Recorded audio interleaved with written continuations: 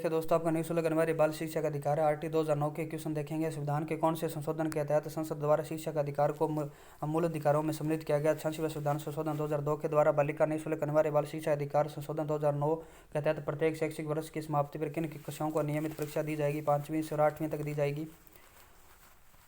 प्रत्येक शैक्षिक वर्ष की समाप्ति किन कक्षाओं की नियमित परीक्षा ली जाएगी? नियमित परीक्षा संशोधन 2019 हुआ था इसके अंदर, और 5वीं और 8वीं नियमित कक्षा नियमित परीक्षा ली जाएगी। निःशुल्क अनिवार्य बाल शिक्षा अधिकार अधिनियम 2009 की धारा 19 की उपधारा ए द्वारा प्रदत्त शक्तियों का प्रयोग करते हुए केंद्र सरकार द्वारा किस संस्था को प्रारंभिक शिक्षा के पाठ्यक्रम मूल्यांकन प्रविधि निर्धारित करते हुए अधिकृत किया गया है? तो एनसीईआरटी को किया गया है। बालक के निःशुल्क अनिवार्य अधिकार अधिनियम 2009 संशोधन 2017 के अनुसार एक अध्यापक को 31 मार्च 2015 की नियुक्ति का कार्यकर्ता आपके न्यूनतम योग्यताएं रखता है। तो ऐसी योग्यता के समय अर्जित किया जाएगा। 4 वर्ष दिया गया है। अब कि नॉर्मली आप देखें तो आपका 9 वर्ष भी आ जाएगा। 9 वर्ष ऑप्शन आता है तो आपको दोस्तों 9 वर्ष करना है, और अगर नहीं आता तो आपको 4 वर्ष करना है। निःशुल्क अनिवार्य बाल शिक्षा का अधिकार के अंतर्गत विद्यालय प्रबंधन समिति का गठन किया गया है, जिसकी क्रियान्वयन समिति के सदस्य निम्न में से कौन सी समिति सम्मिलित नहीं है? तो यहाँ पर क्षेत्र का सीबीओ नहीं है, विद्यालय का शिक्षक है, विद्यालय का प्रबंधनाध्यापक है, स्थानीय निकाय का चुना हुआ सदस्य। विद्यालय का निःशुल्क अनिवार्य बाल शिक्षा का अधिकार संशोधन अधिनियम 2019 के अनुसार एक बच्चे को प्राथमिक शिक्षा पूर्ण होने तक किसी भी कक्षा में पीछे ले जाने का निर्णय हेतु कौन सक्षम है? तो समुचित सरकार है। शिक्षा का अधिकार कानून 2009 के अनुसार यदि कोई विद्यालय कंपटीशन शुल्क लेता है तो उसके लिए दंड दिया जाएगा। दिए गए व्यक्ति के शुल्क का 10 गुना अर्थदंड दिया जाएगा। निम्न में से कौन सा शिक्षा का अधिकार कानून 2009 के संदर्भ में सही नहीं है? तो यहाँ पर जो 17 भाग है वो आपके दंड से संबंधित है। 14 इसके अंदर शुल्क का संग्रहण से नहीं है दोस्तों। ये 14 ये आपका दस्तावेजों से है। इसके भाग 21 में प्रबंधन समिति का प्रावधान है, सही है। उसका भाग 28 के अंदर निजी ट्यूशन निषेध करता है। निःशुल्क अनिवार्य बाल शिक्षा अधिकार अधिनियम 2009 के वर्णित समुचित सरकार के कर्तव्यों के अनुसार केंद्र सरकार को उत्तरदायित्व होगा शिक्षकों के प्रशिक्षण के लिए मानकों को विकसित करना और लागू करना।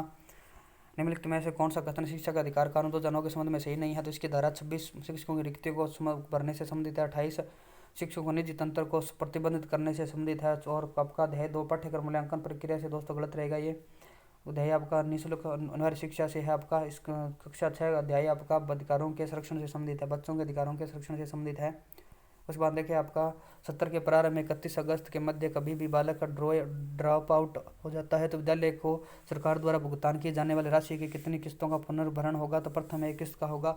किस धारा के अंतर्गत बालक के शारीरिक दंड और मानसिक उत्पीड़न का प्रतिशोध या अपमानजनक शब्दों से संबोधित करने पर रोक का प्रावधान है। धारा 17 के अंदर बच्चों को के लिए मुफ्त अनिवार्य बाल शिक्षा अधिकार 2009 की निम्नलिखित निम्न में से किस भाग को बच्चों के लिए निःशुल्क अनिवार्य शिक्षा कानून 2019 द्वारा संशोधित किया गया है?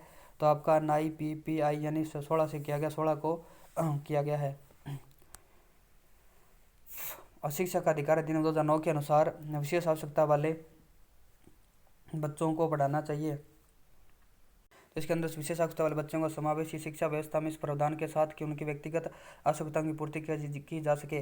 भारत RT एक्ट लागू करने वाला देश का कौन सा देश बना है? तो 135वां RT एक्ट 2009 की किस धारा में विद्यालय प्रबंधन समिति का उल्लेख है? 21 में RT एक्ट 2009 से कौन सी धारा उल्लेख करती है? राज्यों के प्रत्येक अपनी RT नियमावली बनाएगा। तो 38 धारा 38 करती है। RT एक्ट 2009 के अनुसार एक शैक्षिक वर्ष में 1 से 5 में कार्य दिवसों की एक शैक्षिक शिक्षण घंटों की न्यूनतम संख्या होती है। तो आपकी 1 से 5 तक होती है 200 और आपके कार्य दिवस यानी घंटे होते हैं 800। किस प्राथमिक विद्यालय 1 से 5 तक 240 विद्यार्थियों का नामांकन है? तो मानक विद्यालयों के शिक्षकों की संख्या होगी 7 और प्रधानाध्यापक सहित आपके 7 रहेगी। शिक्षकों का अधिकार अधिनियम 2009 की किस धारा में उल्लेख है कि सरकारी स्कूलों के द्वारा प्राइवेट ट्यूशन नहीं करवाई जाएगी? तो धारा 28 के अंदर है।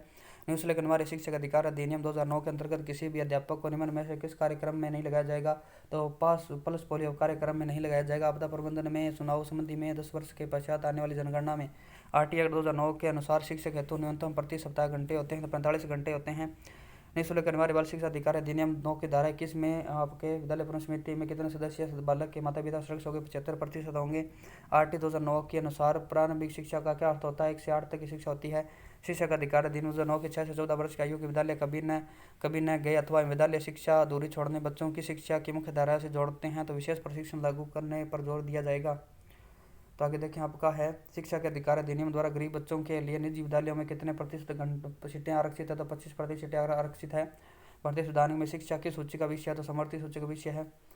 प्राथमिक विद्यालय 1 से 5 तक में कुल 25 विद्यार्थियों का नामांकन है, तो उसके अनुसार विद्यालय के न्यूनतम शिक्षकों की संख्या होगी, तो न्यूनतम शिक्षक संख्या 2 रहेगी। आर टी एक्ट 2009 के तहत विद्यालय में रिक्त पद कुल स्वीकृति पदों का कितना प्रतिशत अधिकतम हो सकता है? 10% हो सकता है।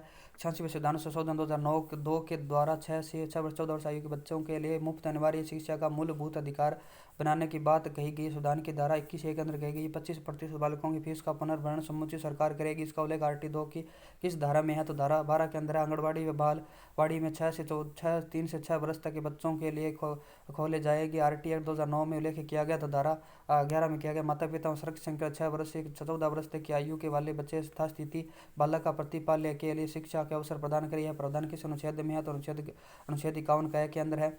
शिक्षा का अधिकार विधेयक पर राष्ट्रपति के हस्ताक्षर किस तिथि को हुए थे? शिक्षा का अधिकार पर राष्ट्रपति के हस्ताक्षर हुए थे 26 अगस्त 2009 को। शिक्षा का अधिकार अधिनियम 2009 के क्रियान्वयन के लिए बाद कक्षा आयु के अनुसार समझाती होगा। राष्ट्रपति ने हस्ताक्षर किए थे 26 अगस्त 2009 को, ठीक है ना। आगे देखें, आयु के अनुसार समझाती होगा। देखें, बालकों का निःशुल्क अनिवार्य शिक्षा का अधिकार अधिनियम 2009 के तहत इनमें से कौन सा कथन सही नहीं है? तो कथन सही नहीं है, तो यह बच्चे के विस्तारित समय में प्रवेश दिया जाएगा। एक बच्चे को निःशुल्क अनिवार्य शिक्षा अधिकार होगा। एक बच्चे को अधिकार है कि वह किसी भी अन्य स्कूल में स्थानांतरण कर सकता है।